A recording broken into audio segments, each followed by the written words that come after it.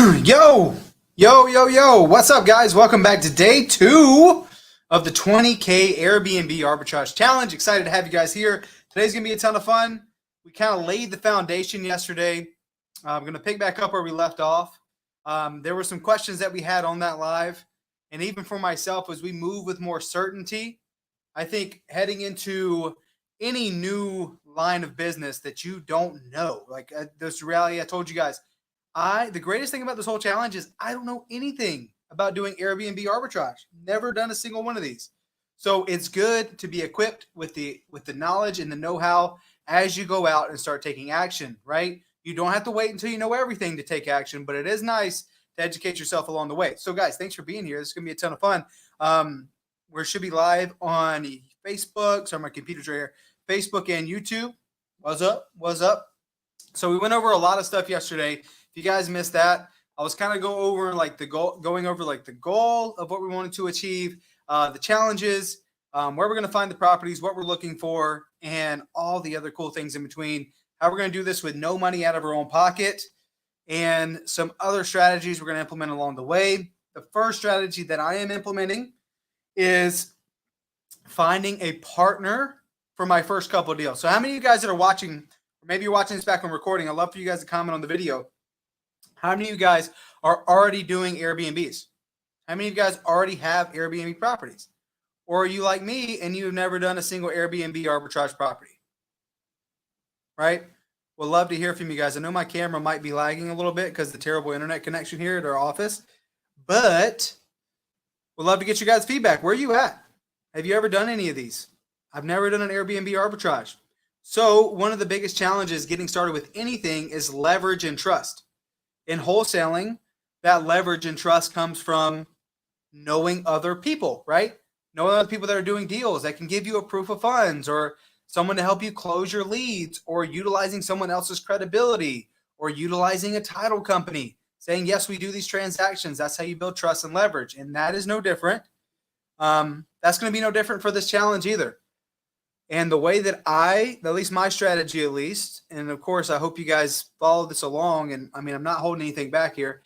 My strategy is I'm going to find someone that I can partner with for my first handful of deals, but maybe my first 3 or 4, maybe even 5, depending on what this looks like. I'm going to partner with them on my first handful of deals. Maybe I get less cash flow, but I'm okay with that. I'm okay with giving away some cash flow to not have to take the bumps and bruises myself, to learn from people who have already done these deals, who have had to overcome certain hurdles, right? And guys, like, this is such a big thing for anything. Like, we don't have to reinvent the wheel. We don't have to go out and like try to do this all on our own. For all these things and all these opportunities in the real estate space, there's someone else that has already done it, right? There's someone else who's probably already like pioneered and made the mistakes. And I don't know about you guys, but I'd rather not make the same mistakes that people have already made before me. So my goal is I'm going to partner with someone for my first 4 or 5 deals, and maybe not just one person. I guess it depends on like the market itself, but I'm going to be partnering with people local who have done deals in the markets that I'm doing it in, who have done Airbnbs in the markets that I'm going to do the Airbnbs in. I want to partner with them. I want them to tell me like, oh yeah, I have the money to help you take these down. I have the furniture to set this stuff up, and I've managed properties before. So what does that do for me as a newbie? It helps me leverage that when I'm talking to landlords. It helps me be like, hey, yeah, oh my gosh, you never have to worry about paying rent because it's actually backed by other cash flowing assets. Okay, Matt, what other cash flowing assets that you have? Katrina, what's up? Thank you guys for being here. As you guys are tuning in, where are you guys going to do this? Would love to hear from you guys what market you're going to be doing this in. So I want to be able to leverage other people because they're like, oh, Matt, well, what market are you in? Where do you like? What's your cash flowing assets? If you don't have anything, it's not a good place to get started, right? Because as you're crushing the fear behind the landlords, because all they care about is they want to get paid, right? They want to get paid on time and they want their house taken care of. So how do we do that? You can leverage the experience of someone else, okay? You can leverage the knowledge and the know-how of someone else. There's a ton of people out there who would love to deploy their money and expertise to get a return on their money and get cut into cash flow. That's an incredible deal. And I think sometimes even I have overthought this so many times. Why would someone want to do this? Dude, guys, the person who brings the deal controls the whole thing. So I'm going to invite someone on with me who has done these deals today, who has done deals in Arizona, who has been a very experienced investor in the arbitrage space. And he's going to share some of his expertise with us. He's going to tell us some pitfalls that maybe I don't know right now and give us some time. So I'm excited to bring him on in a minute whenever he does come. But again, guys, this is what it's all about. Like if you're afraid to take action, you're afraid to do whatever it takes. Like if you're afraid to like take that first step, you're never going to take the first step, right? Sometimes you have to lead with action, go make some mistakes, but it's important that you learn along the way. So you got to have a strategy for sure. So for me, my strategy is having a partner to partner on with my first couple of deals as I get a few of these cash flowing Airbnb arbitrage properties under my belt. And hopefully you guys do the same. Okay. As you get a couple of these deals under your belt, use that, right? You can utilize the experience, knowledge, know-how, and trust of your partner, wherever you're going to be working with on these deals. You can send that over to the landlord, and it helps you be more confident. Helps you be more confident whenever you're having these conversations. I know for dang sure it's going to help me. So that's something for you guys to think about. Okay.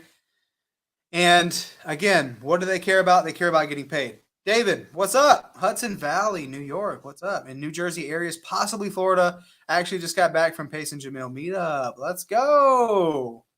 I forgot they're in New Jersey right now. That's dope. That's dope. So today, that's what we're going to be talking about whenever Tom makes it on with us. He's going to join us on camera here in a few minutes. I mentioned him yesterday. I want you guys to know he is actively in this business. He has over 10 properties that he's managing in Phoenix. I think, well, actually it's 11. He has 11 properties he's managing in Phoenix. He is crushing it in the arbitrage game. He knows he's made the mistakes. He's pioneered. He's learned a lot of things along the way, and he's actually teaching people and he's showing people how to do the same. So I think even for myself, going out and getting started, it's nice to have someone in your corner who has done the things, who has gone out and made it happen and is willing to share their expertise with you. So Tom's actually with us. Tom, what's up, bro? How's it going, man? What's going on, man? I'm throwing food in my face. I've been on the phone for like 3 hours. What you up to? What's going on? Oh, man. Just back-to-back calls all day. Yeah? It's funny. We're starting this whole thing here on the channel where I'm like just screwing it up, and I'm going to go out and just try to have some conversations with homeowners and landlords and seeing if they'd be interested in possibly doing short-term rentals. And I was like, man, there's no better person in this space to talk to about this than someone who's doing it at a really high level, who's already found success, who's been doing it for a while. So Tom, I was just telling everybody a little bit about you, but for the folks that are watching this now and is going to watch this on record, like tell everyone a little bit about your story and kind of like where you're at now. Oh man, how far back do you want to go? So I dabbled in real estate. I did a few flips and I was struggling, and I did okay on those, but I had some outstanding debts that got any profits that I made got eaten up with that stuff. So I was still kind of struggling to move forward. And then ultimately I decided on building cash flow first. So, building my business with just focusing on generating cash flow. And that's where I came into short-term rentals and, Airbnb. And so I started off and just started from the ground up and got out there and started talking to people that were looking for, were trying to rent their properties. And so I got out there and just landed a few houses right out of the gate. One thing that helped me a lot was talking to realtors. And I landed, I started off with about 3 houses, and then that was actually, I started in September of 19. So I was coming off of some struggles, and finally, out in Arizona here, where our our most profitable time of the year is March. Yeah, for sure. So it's definitely a special time. But our most profitable time of the year is March, and so I started September of 19. I was like, all right, here comes all the money, and then COVID hit, so everything shut down. And just to give everybody some insight, what was it like at the beginning of COVID being an Airbnb host? What was that like? oh man, it was stressful because I was anticipating all this money coming in, and then and then so March, I had 3 houses, and I know all I remember is the day they canceled spring training, which I want to say was March 12th. Mm-hmm. I lost $40,000 in bookings that day. Woo. So that one hurt because Airbnb and VRBO, they overrode their cancellation policies and just refunded all the travelers, which was not fun at all. Right. So they didn't have your back in particular. They definitely had the travelers' back. Yes, which is a challenge of the business because they do tend to side with the travelers over the hosts, but Right. that's part of the nature of the game. I got it. So in one day, you saw $40,000 just gone. How would you guys feel if that happened to you? Like if you were like, if you had anything, I mean, you see it sometimes in like wholesaling and stuff, right? A deal dies, but you're banking on the cash flow, especially during those months. Like you said, March is the best month because of spring training and the weather is the best. Right. That is going to be in Arizona all year. Yeah. We get golfing, we get spring break, we get everyone coming through. Yeah. And so, I mean, it was pretty rough, especially for like just starting out. And, I was like, all right, here comes all my investment back. Here's my return on investment in one shot. And then literally in one day, it all got wiped away. Oof. So it was a rough start to say the least. Yeah. I can imagine. I mean, and that's also like something you look forward to as well, right? In the tougher months when people aren't traveling as much, you're like, oh, March, we're going to crush it this coming spring.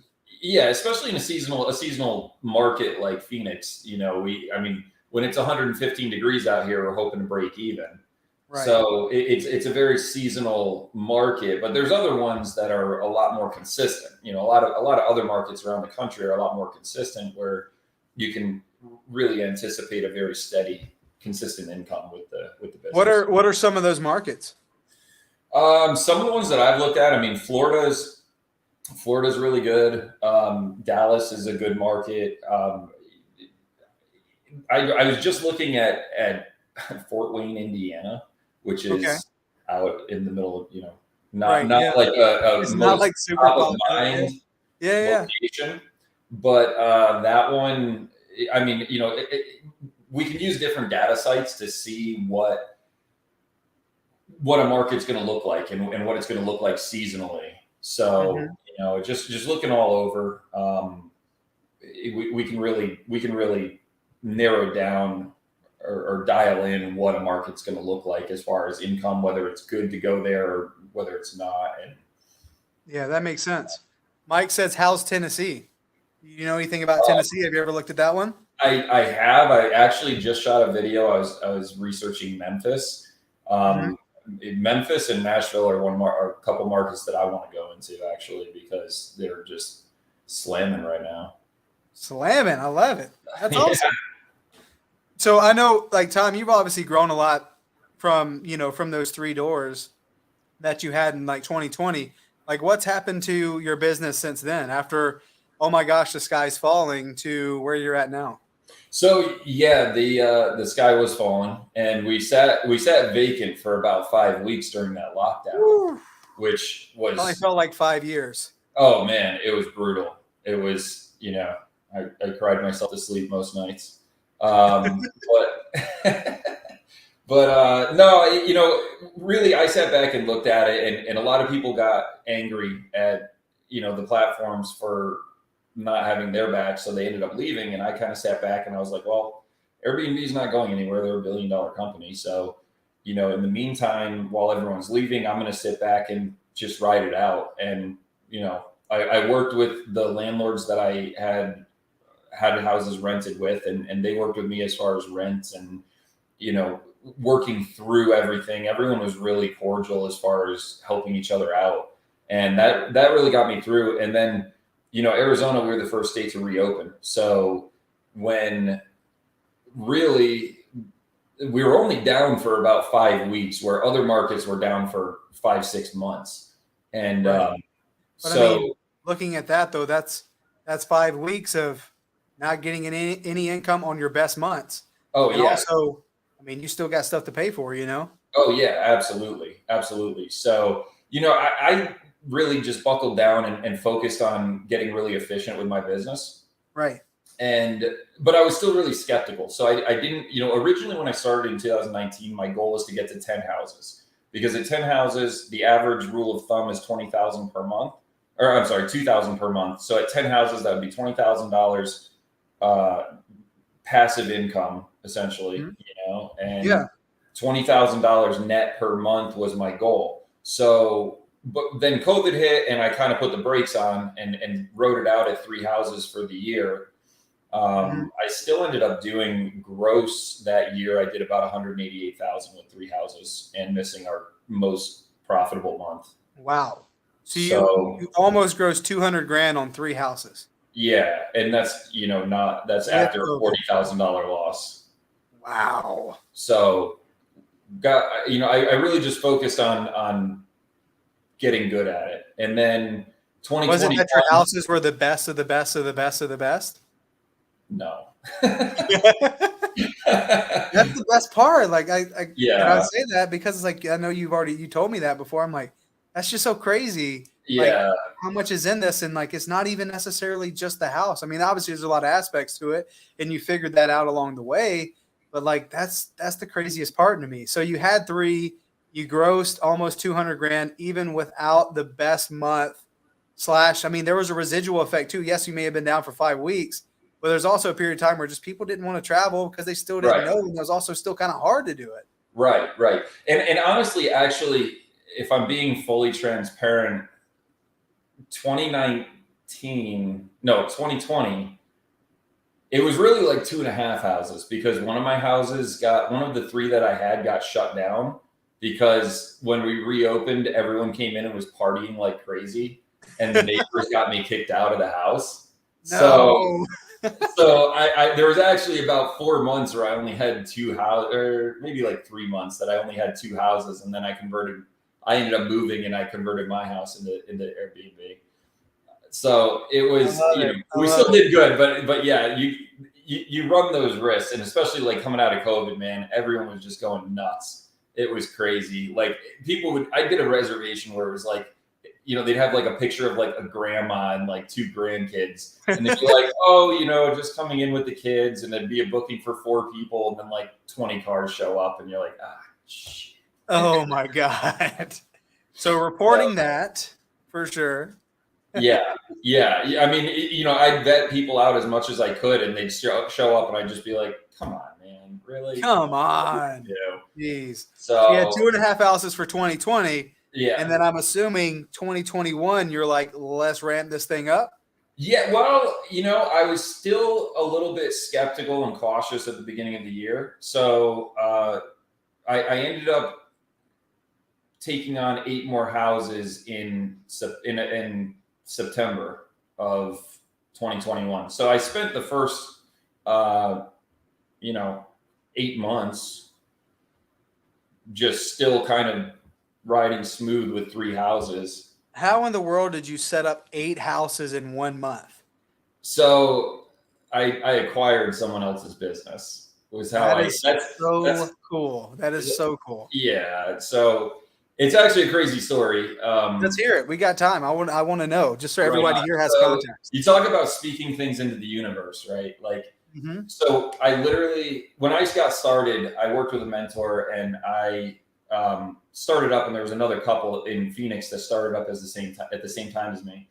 So my wife and I were in the pool, and I have other stories about things speaking into the universe and being associated with the pool. So I don't know if I just have magic water or what, but so we were standing in the pool and I was like, okay, this is it. I'm going to, short-term rental has been so good to us and it's been so consistent for income. I'm going to just buckle down and focus on this.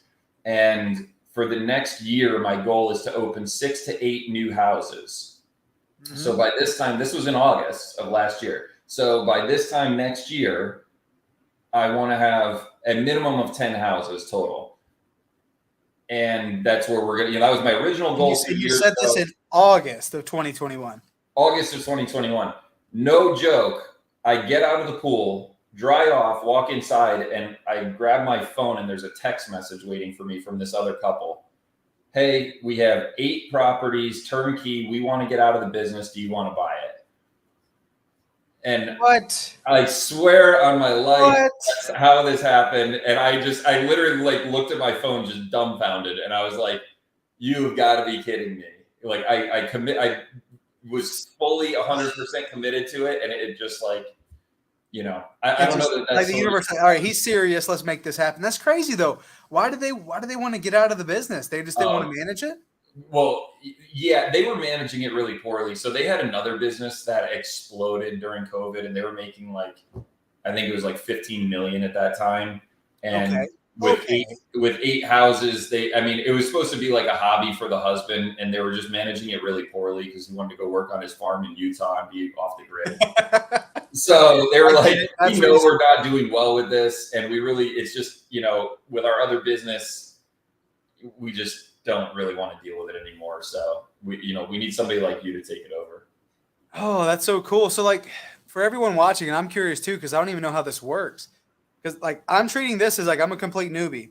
Yeah. How in the world do you go about acquiring someone else's business of the way this is set up with the arbitrage? Yeah. So with arbitrage, I assume the leases. So really, ultimately I probably overpaid for the business, but just like creative finance, I knew the money was there and I knew what I could do with it. So I was like, on average, it's going to cost about $20,000 to set up a house. So for the convenience factor of literally having a turnkey 8 properties where I knew basically I could just take the pictures, go fix a few things, set up new listings on my accounts and have this up and running in, a week or 2 if I was taking my time and then be turning, 16,000 minimum profit, which really ended up being a lot more than that. Sure. But, turning that kind of profit. That's the conservative number. The conservative number. Yes. That's what you want to focus on average, right? So, that's a conservative number. And I was like, I'll have my money back in, worst case inside of a year. Because you're thinking, man, if I were, because your long-term plan back in, the night you end up getting that text message, you're probably thinking, you're like, I want to get 10 more properties. Okay, I want to get 8 more properties. Okay, that's $160,000 minimum to set these properties up, not including, everything else along the way. Right. So probably going to have to sacrifice some of my cash flow I'm getting right now to then put it towards, just parlaying that into multiple properties. Right. And this opportunity presented itself. I was like, I don't have to go spend that $160,000. This can happen much faster. Right. And yes, you may have to fix some things here and there or reset up the way that it's marketed on Airbnb and all that other stuff. But that's so much easier than trying to set up 8 houses individually. Absolutely. Because setting up a property, if you have a really good team, you can knowing what I know now, I could probably set up a property in at most 2 weeks, assuming that I have everything right. Assuming that I have all the system though now. Right. Assuming that I have all the furniture, all the pieces of the puzzle, and I have a team to go assemble it for me. You can put a house together. They go together a lot slower than they break down, but we just broke a house down in 4 hours. Wow. So. I want to learn from your mistakes. I don't want to go make my own mistakes. I want to learn from Tom's mistakes. I want to know his puzzle. Getting started in anything that just increases certainty tremendously. You guys that are watching, wouldn't you rather partner with someone like a Tom or someone who's already doing these deals to I'd much rather not make those mistakes, not spend $100,000 on, messing up these properties or not setting it up correctly, or God forbid, there's so many little pieces and things you have to figure out along the way that you've already done. Oh, absolutely, man. Like I've been through so many learning learning curves with this Hallelujah. business. And I don't know, like you got introduced to our world from like Tristan, and that wasn't even that long ago. And then Yeah, here we are. Like, I mean, things are really churning. So this is exciting, man. So yeah, you, yeah. I only joined sub two. I mean, 2 months ago, I had never even heard of Pace Morby, and I definitely never heard of Matt Beard. that's crazy. That's so cool though, man. Like it's crazy. Like, I mean, but this really comes out of necessity for you. Like as you leveled up and you got these other properties going, now like I'm assuming your gross is tremendously more than $188,000 with 10 or 11 properties. Like that one move So alone, regardless of whatever yeah, it costs to acquire that, like what does that actually look like as far as, if you don't mind sharing with the folks watching, like what does that look like for you? what, the acquisition or the gross? The gross, like what are you projecting to gross in 2022? 2022, I'm projecting 7 figures with just the 11. Well, now it's 10, but I'm going to pick up other properties. But yeah, with the 11, I mean, my projections right now, I mean, to date, I have to date for this year to date, and I only book 90 days out. So to date, I'm at 392. Dang. Almost 400 grand and we just finished quarter 1. Right. Woo-hoo. Goodness gracious. My gosh. Like just thinking about that. You guys that are watching, like how cool would it be to just passively make 6 figures a month? Like passively making 6 figures a month. Like obviously there's some stuff in there you have to do, right? I know Tom, you do management and you have strategies along the way to make sure that you hit those marks and stuff. But like, man, so like you're not selling anything. You're not going out, you're not having to negotiate with a homeowner every other day to try to get like the cool thing about you joining sub 2 really came out of necessity for you. Well, yeah, because I had done the flips. I had done so. I feel like as far as flipping goes, because I don't know. I just I can definitely teach you. I had done flips, but I feel like I progressively got worse at them somehow. So I knew creative finance existed. I knew that this community existed, and I just hadn't found it yet. But again, same concept. I spoke it into the universe, and literally 2 days later, somebody sent me Pace's interview on one of the interviews that he did, either dropping bombs or bigger pockets. Actually, I think I watched both of them together, and and I was like, oh, boom, here it is. There it is. You know what you're looking for, and bam. So like, just ask for it, man. I swear, it's just ask for it, guys. Just like if you want Tom's help, just ask. He will help. Yeah. So that's cool. So like, you fast forward, you got all those properties at one time that really like catapulted your business that was already doing good. The cool thing about managing those 3 properties is you probably had some bumps and bruises and things you learned along the way that helped you on acquiring that many at once. And then you having that passive income, like now the strategies that you implement and the money that you're making every month, you've created a great problem for yourself because you're like, I need to save some money on taxes. Yes. So absolutely. That's, not only me, but my accountant is like, you're going to have a big problem if you don't start picking up some properties that you own. So that's where, my concept is utilizing arbitrage to get going, to build that cash flow. Because right now, I mean, I'm putting this information together, but like right now,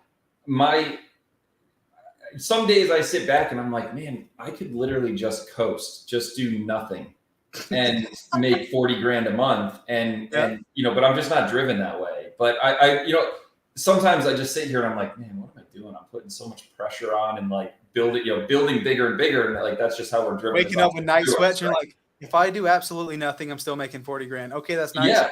Let's get back to work. Yes. I'm like, yeah, like there's like so much stress, so much pressure on everything else I got going on. And I'm like, what Well, am I you're doing? expanding though. Like Yes. you got into this, and you've obviously done really, really, really well. And you're working on a lot of things on your own because you want to continue to grow. Like Right. some people, that's not their goal, right? Some Right. folks, it's like, you know what? If I got $10,000 in cash flow from my Airbnbs, that would help me leave my job, and that's the freedom that I want, Yeah. right? And I Yeah. think Absolutely. the Pay cool off thing your about debt. this, it can be whatever you want. I went on a 10-day vacation to Mexico, and I mean, honestly, I can just shut off. Like I have VAs that run my business Hmm. round the clock, and I can disconnect for, I have all my systems in place and having the teams in place that if something breaks, I have somebody who can go out and take care of it. I have my cleaners for the turnovers, and they're all integrated into the business. So really at this point, I mean, there's always growing pains and nothing's perfect, right? But Right. like at this point, I mean, my wife and I went to Mexico for 10 days, and it was, I kept my laptop and kept a pulse on the business. But for the most part, I mean, I've been on the phone for the last 3 hours, and in the last 3 hours, I made $2,000 in bookings. So, it's I like, remember the mastermind, we're all just sitting there, and you're like, "Yeah, well, while we've been sitting here this morning, I've already made $4,000, so that's pretty yeah, cool." it just keeps rolling. It's like, now I just kind of laugh about it because it's just, you know, you just, Were you a real estate guru before you got started in 2019? no, Were no, you like super duper rich before you no, got started in definitely not. 2019? Definitely not. I tanked a business in 2017, moved across the country, was literally going broke because I tied up way too much money in another flip. I had 2 apartment complexes. And when I got out of that, then I decided to get into another single family flip. But so the thing is the first flip I ever did back in Connecticut, I made 125 grand on. But the thing is that I was literally just coming off of my business going down where I lost $250,000. So that was really just helping me dig out of a hole. And Right. so by 2019, I was essentially just getting back to even. And that's how I got started, where I got started in this. Dang, that's so good.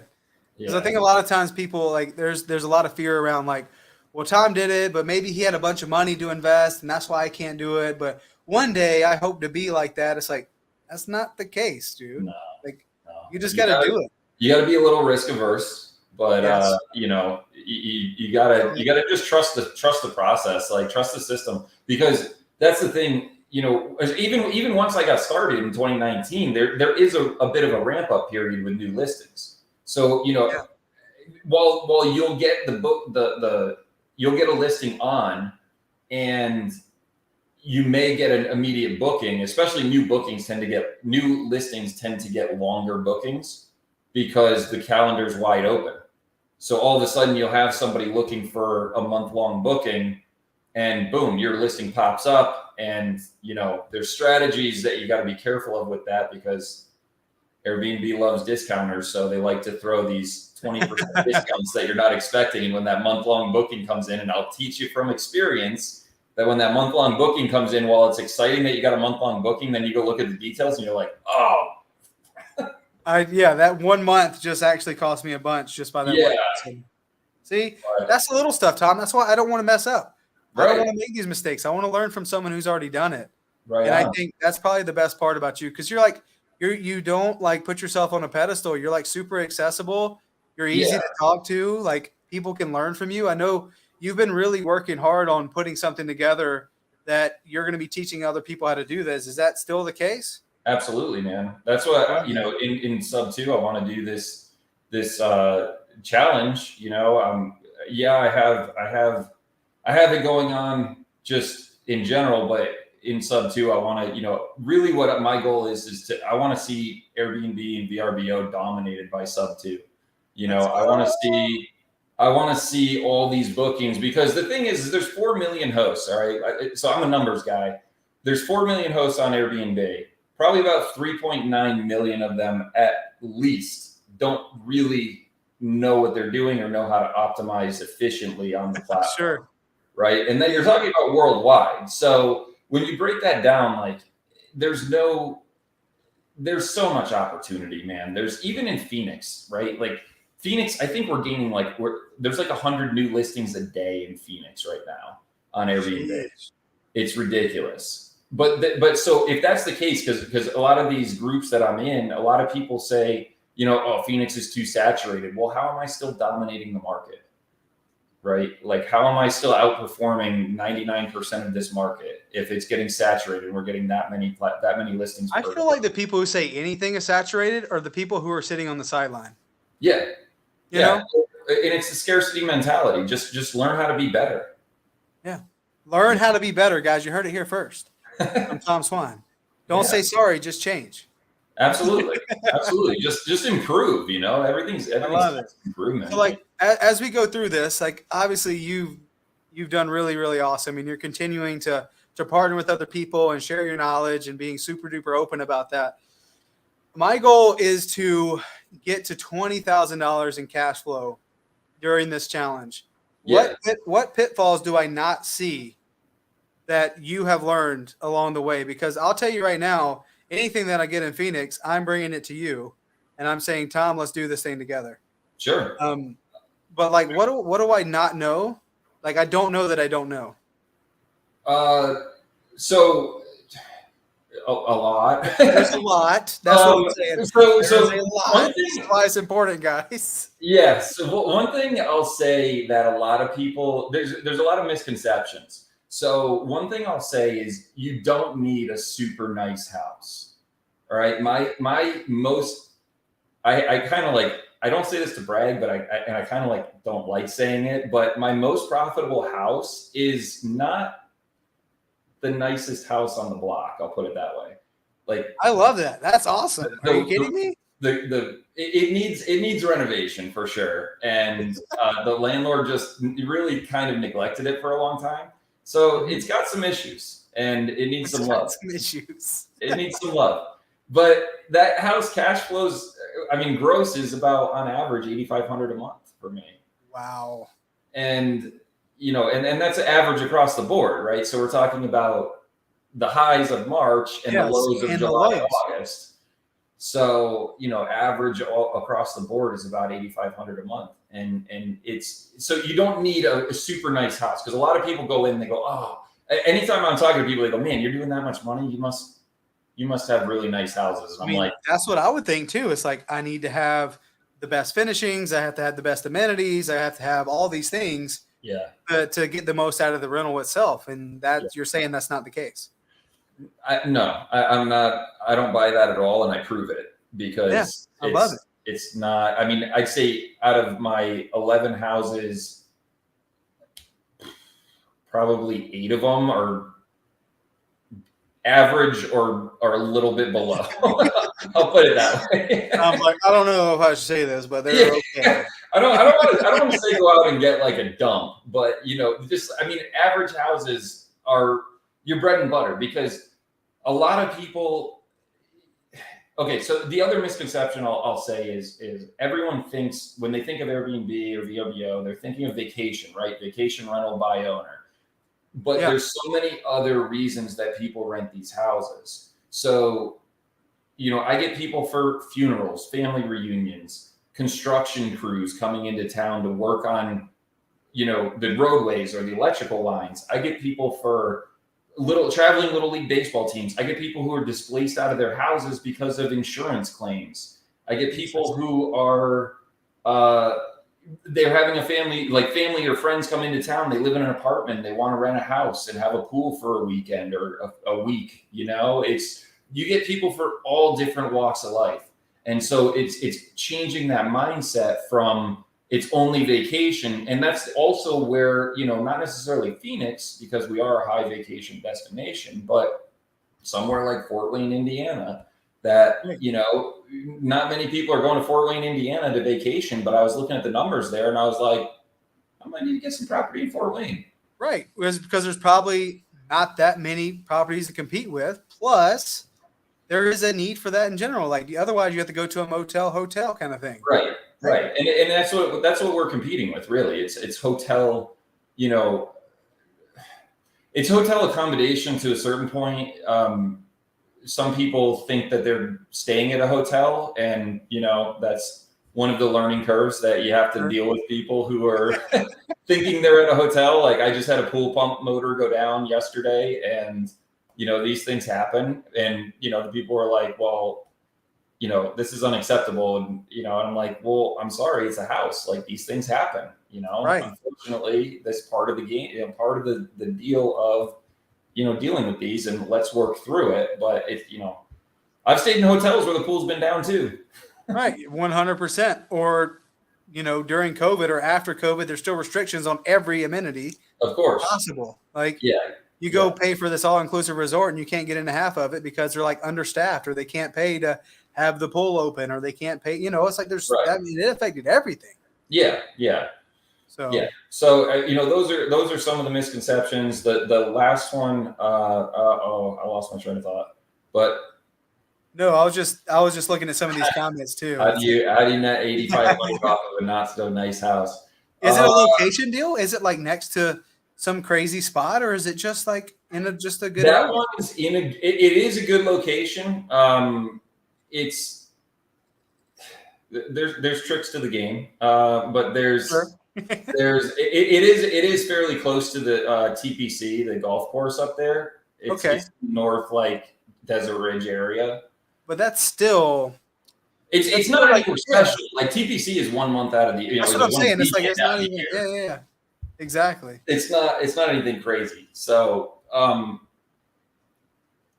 all but one of my properties is arbitrage right now. One property I own because I moved out of that house and just refinanced it and turned it into Airbnb.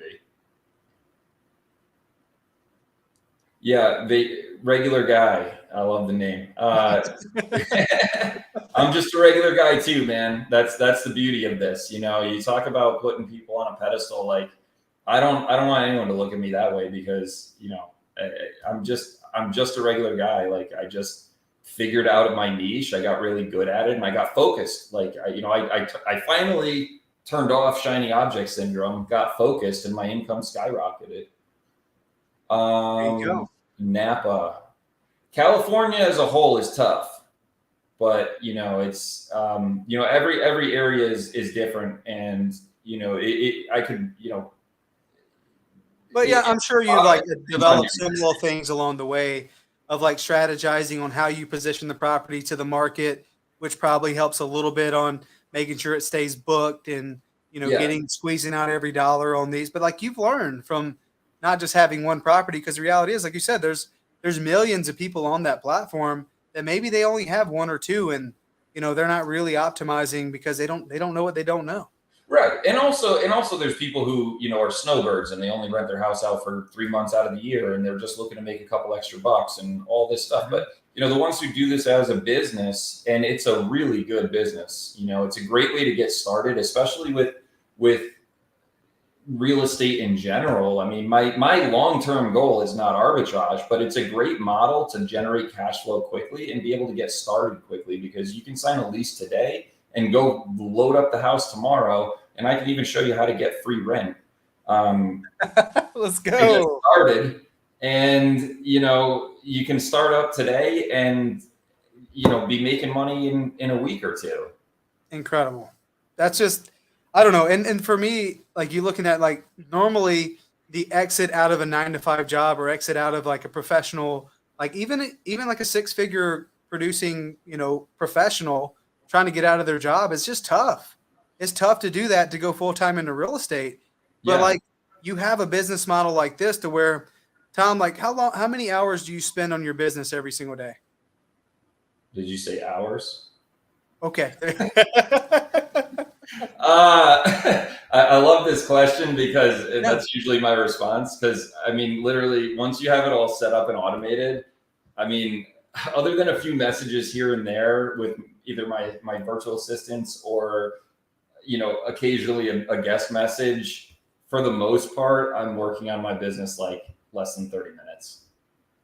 Crazy. less than 30 minutes, maybe every day, maybe some days less No, than it's that. every day. You got to be consistent. Okay. There's one trick. You got to be consistent. And There you go. There's um, the other gym. I, Boom. Got to be yeah, consistent every day. yeah, consistency is key because That's crazy that's though. But like, mhm, so there's like a lot of working professionals that have to work a full-time job to make that money.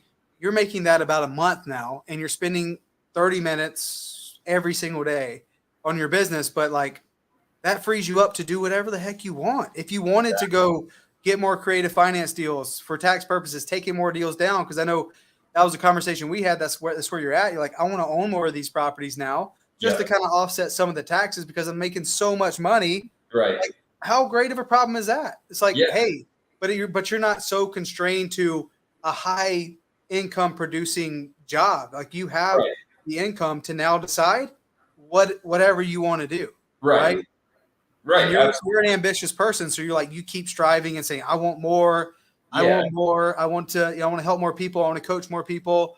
I know because you have this mentorship coming up, which is going to be freaking sweet. But yeah, then, like even that, like you have, but you're like, I want to get more properties too. I want to make more cash. But that's on yeah. I you. mean, my goal is to get to 100 doors by the end of the year, which I tend to be pretty ambitious. But I love the quote like, "If you shoot for the moon, and you miss, you land amongst the stars." Right. Yes, So, I mean, if I end up at 50 doors by the end of the year, I'm not going to complain. yeah, for sure. Hey, well, you heard it here, and I've heard you say it before, but this is also just furthermore into the universe of 100 doors. Yeah. And I guarantee just from folks here watching you, and I know the things that you got going on, I think 100 might be low for you.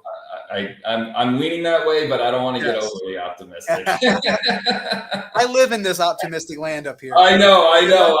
I've learned, I tried the quote I try to stop saying is this isn't going to take that long.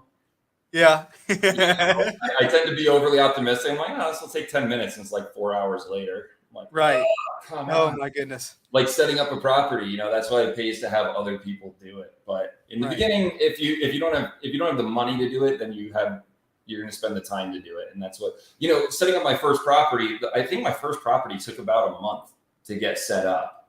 And then the second one took like 2 to 3 weeks, somewhere in there, because you learn a lot through the process. So ultimately having a team now, I think we can minimize that down to a week at most. As long as you have everything. If there's delay on furniture or something, especially with all these shipping issues right now. Sure.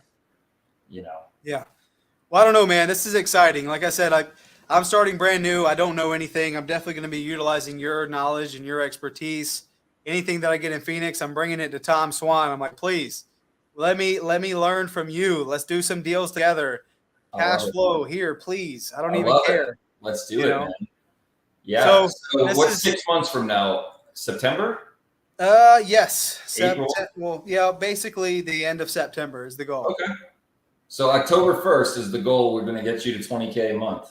20K a month by October 1st. People in the chats like regular guys like 6 months too much time, man. We need Hey man, we can do it. We can. I mean, I don't want to get overly optimistic. Here we go. I think that's going to be a little. That might be a little low. Yeah.